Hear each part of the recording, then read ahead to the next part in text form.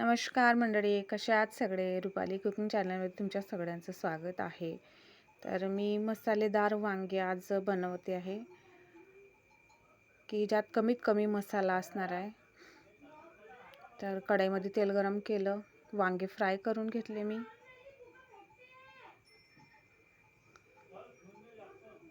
वांगे फ्राय करून घेतले.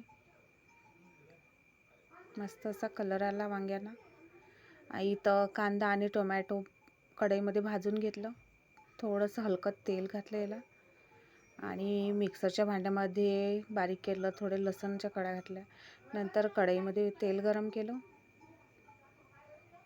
त्याच्यामध्ये हा मसाला टाकला.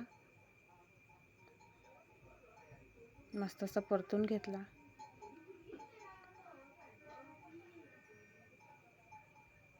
मसाला होऊ दिला चांगला. त्यामध्ये लाल तिखट टाकलं, थोडी हळद, धनिया पावडर आणि पुन्हा परतून घेतला. थोडं तेल सुटेपर्यंत मसाल्याला होऊ द्यायचं. थोडं मीठ टाकलं चवीनुसार.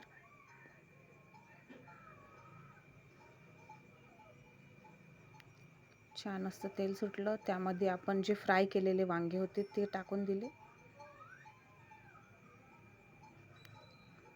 आणि परतून घेतलं मस्त. त्या वांग्यामध्ये पूर्ण मसाला जाईल असं परतून घ्यायचं, थोडं होऊ द्यायचं.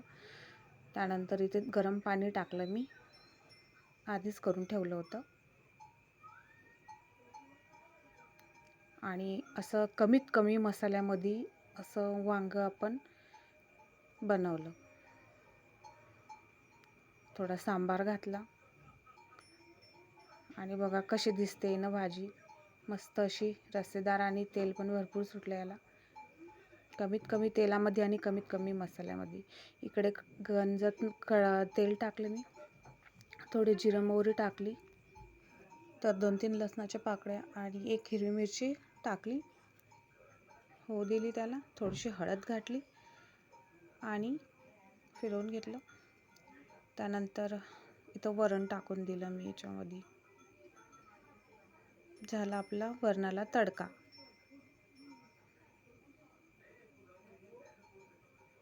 सांबार टाकला थोडा. तर बस एक उकळी येईपर्यंत याला शिजवून घ्यायचं. मस्त असं तडकेदार वरण आपलं तयार झालं आहे. इथे मी चपात्या बनवून घेतल्या